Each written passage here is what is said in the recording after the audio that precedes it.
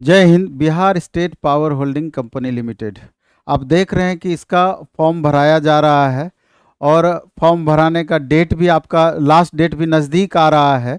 और अभी जो छात्र फॉर्म भर रहे हैं, बहुत तरह का कन्फ्यूजन अभी भी बरकरार है। और फॉर्म भरने के बाद भी बहुत सारे ऐसे स्टूडेंट हैं जो लगातार ये इस बात के लिए फ़ोन करते आ रहे हैं कि सर हमारा ये इशू रह गया है, ये हमारी गलती हो गई, ये हमारी गलती हो गई है, क्या हमारा फॉर्म रिजेक्ट तो नहीं हो जाएगा, वगैरह वगैरह। उसमें बहुत सारी बातें हैं। और किन किन वजहों से आपकी गलतियां हुई है या किन किन वजहों से आगे चल करके आपका फॉर्म रिजेक्ट हो सकता है, तो इस वीडियो में हम कंप्लीट इस बात पर चर्चा करेंगे। क्योंकि आप देख रहे हैं कि कभी भी कोई भी फॉर्म आप भरते हैं, कुछ चीज आपका मैंडेटरी होता है, जिसमें आप देखेंगे कि फॉर्म भरने में उसमें स्टार लगा हुआ रहता है, यानी मैंडेटरी है। मैंडेटरी का मतलब ये होता है कि किसी भी सूरत में ये गलतियां आप ना दोहराएं, इसमें आपकी गलतियां नहीं होनी चाहिए।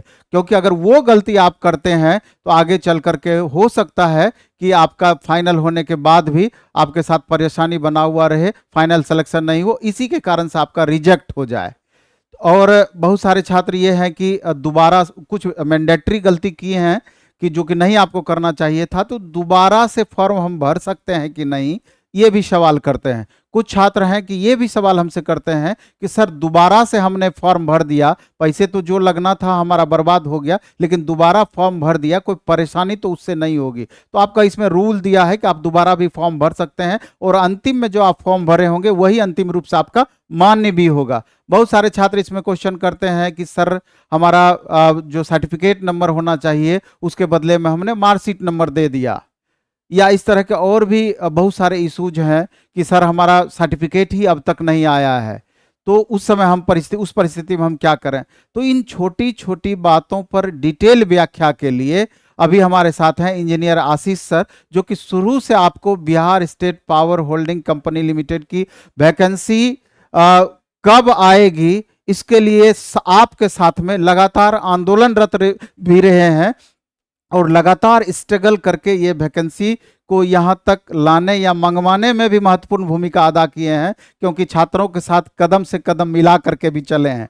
और बिहार स्टेट पावर होल्डिंग के रिगार्डिंग अभी ट्रेड में सैकड़ों हजारों छात्र सर से पढ़ करके सर का लाभ भी ले रहे हैं। क्योंकि आपको भी पता है कि 100 क्वेश्चन पूछा जाना है तो 65 क्वेश्चन, जिसमें 50% ट्रेड और 15 क्वेश्चन कंप्यूटर सेक्शन, सबसे ज्यादा इसमें अहम रोल है। तो उस रोल को बेहतर करने का प्रयास कर रहे हैं, बेहतर निभाने का प्रयास कर रहे हैं, उस सेक्शन में कैसे आप बेहतर कर सकते हैं। और ओवरऑल भी टेस्ट के मदद से, बैच के मदद से, पूरे सिलेबस का भी लगातार डेली बाय डेली प्रैक्टिस भी करा रहे हैं। बहुत सारी बातें हैं, लेकिन जो मूल चीज है, जिस चीज के लिए वीडियो हम बना रहे हैं, हम चाहते हैं कि सर उसका पूरा डिटेल बताएं एक एक पॉइंट का, और आपको लास्ट तक देखना भी चाहिए।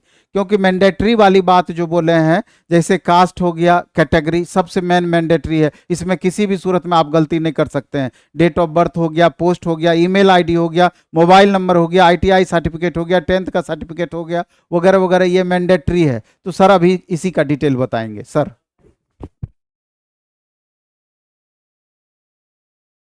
जी बहुत बहुत धन्यवाद सर। निश्चित रूप से विद्यार्थियों, आपका जो अंतिम दिन है फॉर्म भरने का वो 19 जुलाई है, और 19 जुलाई जो लास्ट डेट है, अभी तक जिन लोगों ने फॉर्म नहीं भरा है वो सब लोग अब फॉर्म को जरूर भर दें। लास्ट डेट के इंतजार में आप जरा सा भी ना रहें। अब आते हैं हम आपके सवालों पर। आपका पहला सवाल है सर्टिफिकेट नंबर कौन सा है।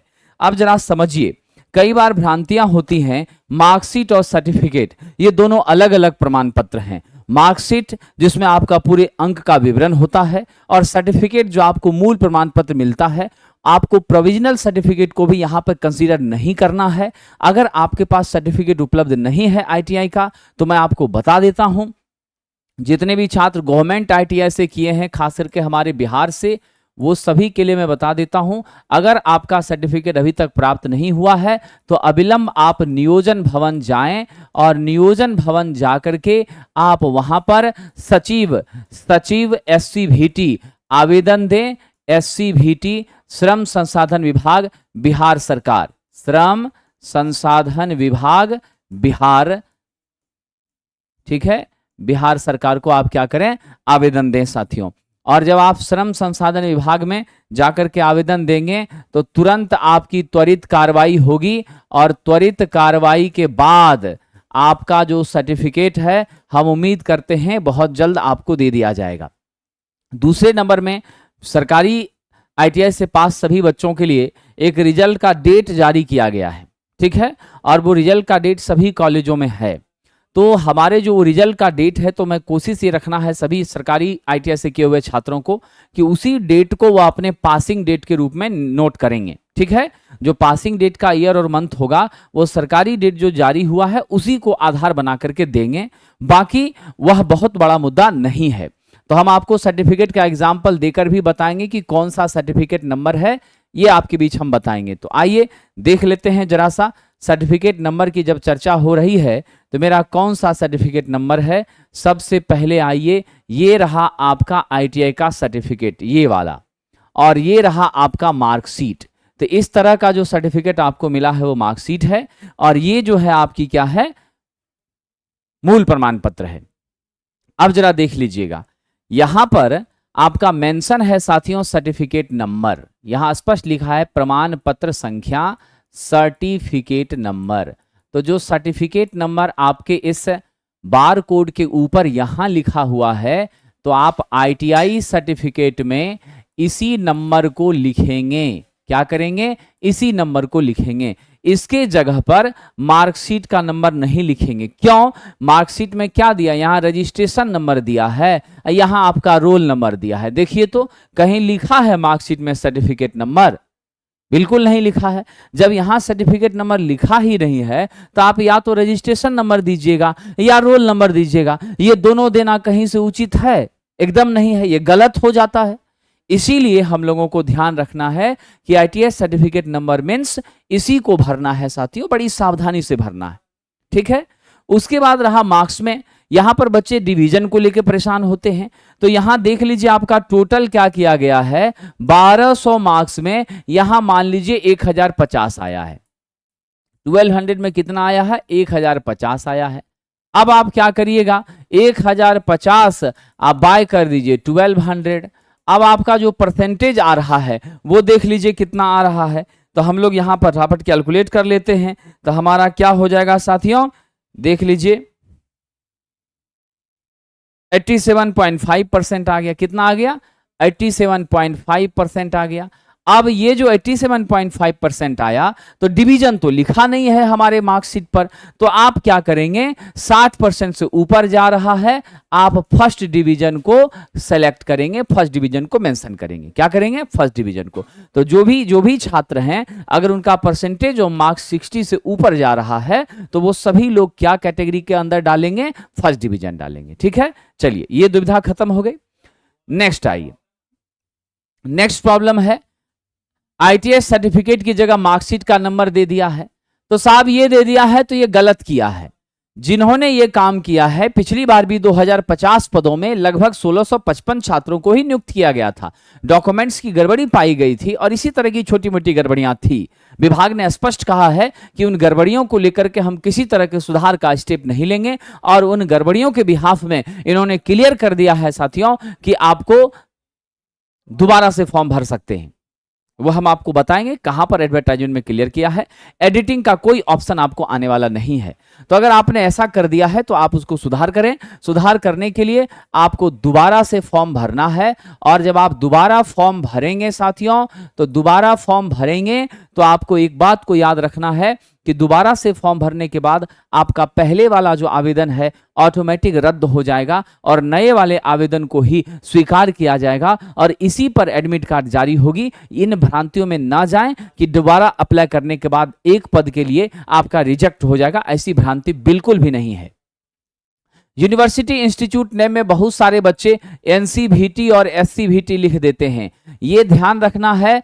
हालांकि NCVT SCVT ये दोनों गवर्निंग बॉडी है साथियों, याद रखिएगा। आपको यूनिवर्सिटी और इंस्टीट्यूट नेम में अपने संस्थान का नाम लिखना है। संस्थान का नाम सपोज कर लीजिए मौर्या ITC, ठीक है। सपोज कर लीजिए यहां पर मेरे पास जो सर्टिफिकेट है उसमें हम आपको बता देते हैं। यहां पर एग्जाम्पल के तौर पे दे दिया है, मान लीजिए मौर्या ITC दिया हुआ है, तो आप क्या लिखिएगा, मौर्या ITC। अब ये कहां पर है, तो सपोज कर लीजिए भागलपुर में है, तो आप बहुत कर सकते हैं, तो मोरिया ITC भागलपुर लिख दिया चलेगा, ठीक है, इतना भी चलेगा। कोई छात्र पूरा कोड लिख दिया है तब भी उसका सही है। कोई छात्र सिर्फ मोरिया ITC लिख के छोड़ दिया है तब भी कोई चिंता की बात नहीं है। कोई छात्र मोरिया ITC कौन जगह पर है पूरा डिटेल सब और करके लिख दिया है तो भी वह चलेगा, कोई दिक्कत नहीं है। तो लेकिन आपको लिखना क्या है, अपने कॉलेज का नाम लिखना है, ठीक है। आइए अगला प्रॉब्लम, डिवीजन ITI में ये तो क्लियर हो गया कि हमारा 60 से ऊपर आता है तो डिवीजन फर्स्ट देंगे। दोबारा फॉर्म अप्लाई कर सकते हैं, बिल्कुल अप्लाई कर सकते हैं, एक्सेप्टेबल है, कोई परेशानी नहीं है।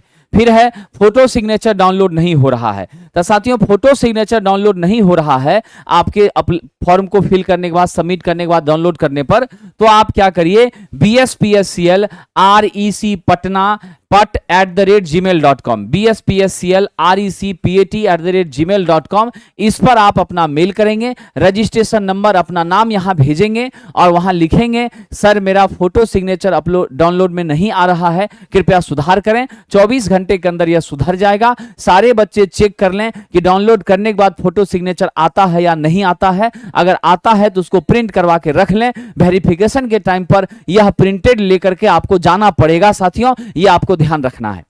अब चलिए अगला प्रश्न है आपका 10th सर्टिफिकेट नंबर कौन सा है। तो 10th सर्टिफिकेट नंबर आ जाइए साथियों, ये 10th का सर्टिफिकेट है, यहां क्रम संख्या लिखा हुआ है। याद रखिएगा जहां क्रम संख्या लिखा है वह जो नंबर है वही आपके सर्टिफिकेट का नंबर है, इसी को भरना है। कुछ बच्चों ने मैट्रिक का मार्कशीट भर दिया है, तो हालांकि बहुत मेजर त्रुटि वह नहीं मानी जा सकती है। मैट्रिक का मार्कशीट नहीं भरना चाहिए, सर्टिफिकेट भरना चाहिए, ठीक है। अगर सक्षम है तो सुधार करा लीजिए, अगर नहीं है तो ITI के सर्टिफिकेट में गड़बड़ी एक्सेप्टेबल नहीं है। आप वैसी परिस्थिति में उस समय एक एफिडेविट बना के दे दीजिएगा, तो हो सकता है आपके साथ मोरल ग्राउंड पर आपकी मदद हो सकती है, ठीक है।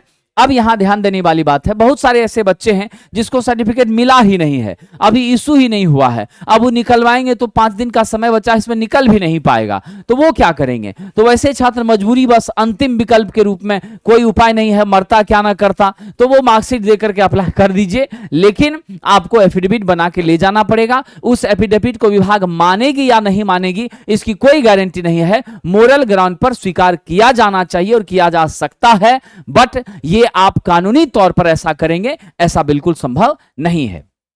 अब अगली बात क्या है उस पर भी चले आते हैं।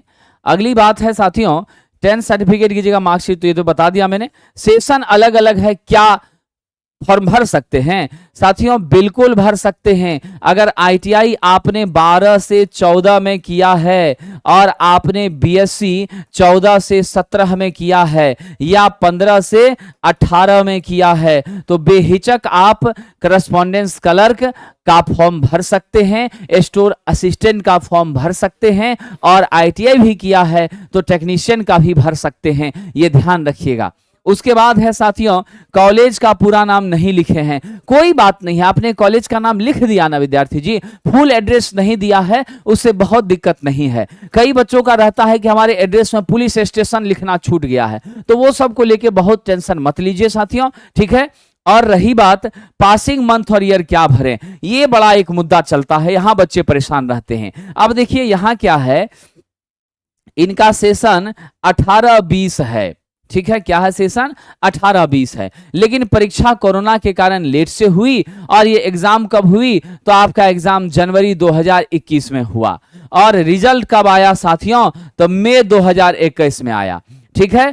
अब जरा ध्यान दीजिएगा, हो क्या रहा है, बहुत सारे छात्र जनवरी 2021 भर देते हैं तो भी कोई चिंता की बात नहीं है, लेकिन आपने क्या करना है, मई 2021 आप पासिंग ईयर और मंथ में दीजिए, कोई परेशानी नहीं है, ठीक है। बहुत सारे बच्चे सर्टिफिकेट 3 साल बाद निकालते हैं, तो यहां पर आपका डेट जो है 21 की जगह क्या लिखा रहेगा, 24 लिखा रहेगा, तो उसको लेके जरा भी चिंता नहीं करनी है, वह बहुत बड़ा मुद्दा नहीं है। पासिंग मंथ और ईयर बहुत बड़ा मुद्दा नहीं है साथियों, लेकिन जो भी डेट मेंशन किया जाए वह आपके सर्टिफिकेट पर जरूर इंडिकेट होना चाहिए। हालांकि बहुत सारे सर्टिफिकेट में मार्कशीट पर रिजल्ट डेट लिख दिया गया है, और मैंने कहा भी SCVT ने एक लेटर भी जारी किया है, उस डेट के आधार पर उनका मेंशन किया गया है, तो आप वही वाले डेट को डालें। जो एनसीवीटी के प्राइवेट कॉलेज के छात्र हैं, तो आपका रिजल्ट जब पब्लिश हुआ है उसके अनुमानित डेट को आप डाल दीजिए, वेरिफिकेशन में वो क्लियर हो जाएगा, बहुत चिंता की बात नहीं है। परसेंटेज ऑफ मार्क्स में आप करेक्ट भरने का प्रयास करें, जाति में बिल्कुल भी गड़बड़ी ना करें, अपना नाम 100% सही और शुद्ध लिखें, ठीक है। मोबाइल नंबर ये सब में गलती ना करें, ईमेल आईडी वगैरह आप बिल्कुल सही डालें, और आपके ईमेल आईडी पे सबमिटेड का मैसेज भी आ जाए तो वेरीफाई हो जाता है कि फॉर्म सक्सेसफुली क्या हो गया, सबमिट हो गया है, ठीक है। ये सारी छोटी छोटी जो कंफ्यूजन्स हैं, मुझे लगता है आपका कंफ्यूजन अब दूर हो गया होगा। फिर भी अगर कुछ डाउट्स आपको रहता है तो आप कमेंट करके हमें बताइएगा, हम पूरा प्रयास करेंगे आपकी मदद करने का साथियों, ठीक है। अब एक छोटी सी बात क्या थी, जिन लोगों को लगता है कि एक बार फॉर्म भर दिए दोबारा भरेंगे तो रिजेक्ट हो जाएगा, यहां देखिए ये 12 वाला जो हमारा कॉलम है 12.0 का, उसमें स्पष्ट लिखा है if candidate appears applies multiple application form for the same post, the last application form submitted by the candidate will be considered and accordingly the admit card will be generated only against the last application form. The most of the application will be carried null and void, मतलब treated null and wide. स्पष्ट यहां mention कर दिया, अगर समान पद technician 3 के लिए, समान पद टेक्नीशियन 3 के लिए आप क्या करते हैं, 2 आवेदन अप्लाई कर देते हैं, गलती होने के कारण, कंफ्यूजन के कारण, डाउट के कारण, तो बिल्कुल ऐसा मत समझिए कि आपका बिल्कुल एडमिट कार्ड नहीं आएगा। आपका पहला आवेदन ऑटोमेटिक निरस्त हो जाएगा, दूसरे आवेदन में जो डिटेल आपने दिया है उसी को मान्य किया जाएगा, और उसी के आधार पर आपका जो है साथियों एडमिट कार्ड इशू होगा, और उसी के आधार पर आपको आगे की पूरी प्रक्रिया होनी है। तो जरा सा भी घबराने और चिंतित होने की जरूरत नहीं है, इन सारी बातों को लेकर के आपको सजग रहना है, और फॉर्म जल्दी से भरिए और अपनी तैयारी पर भी लग जाइए। मैं आपके बीच अवेलेबल रहता हूं साथियों, और आपको मैं बता दूं कि आप अगर इस समय अपना थोड़ा सा भी आपको अपनी तैयारी में शक है, संशय है, तो आप हमसे जुड़ करके बेहतर तैयारी कर सकते हैं। और इसके लिए आपको ऑनलाइन माध्यम में प्लेटफॉर्म बाय नवीन कुमार सिंह एप्लीकेशन को डाउनलोड करना है, और वहां पर रामबाण बैच आपको मिलेगा ट्रेड थ्योरी का, जिसमें हम न्यूमेरिकल्स भी बताएंगे, ऑब्जेक्टिव क्वेश्चंस भी 2000 से ज्यादा बताएंगे, और आपके कंप्लीट 18 चैप्टर का डिटेल में आपको पढ़ाने का भी काम करेंगे। थ्योरी, न्यूमेरिकल, ऑब्जेक्टिव सब का समागम यहां पर मिलेगा, और यह बैच मात्र 499 रुपए में आपको प्राप्त होगी साथियों। शाम 4 से 6 PM में इसकी क्लासेस हो रही हैं। ऑफलाइन अगर आप जुड़ना चाहते हैं, हमारे बाजार समिति सेंटर से जुड़ सकते हैं, और 7070177240 इस नंबर पर आप बात करके भी अपनी परेशानी को दूर करने का प्रयास कर सकते हैं। क्लासेस से संबंधित सारी कंफ्यूजन यहां दूर हो जाएगी। और कंप्यूटर के 15 मार्क्स के लिए आप रामबाण बैच कंप्यूटर से जुड़िए, यह भी आपको प्लेटफॉर्म बाय नवीन कुमार सिंह एप्लीकेशन पर उपलब्ध है। ऑनलाइन और ऑफलाइन दोनों माध्यम में ये क्लासेस हो रही हैं। ऑनलाइन में मात्र 199 रुपए साथियों, और ऑफलाइन में 499 में ये क्लासेस बाजार समिति सेंटर पर संचालित हो रही हैं। आप सभी के उज्जवल भविष्य की कामना के साथ मैं विदा लेता हूं, और आप अपने डाउट्स को हमारे पास जरूर रखिएगा, और आपके सारे डाउट्स मुझे विश्वास है क्लियर हो गए होंगे, और आप पूरी तन्मयता के साथ लग जाइए और सफल होकर के अपने परिवार का नाम रोशन कीजिए। बहुत बहुत धन्यवाद साथियों।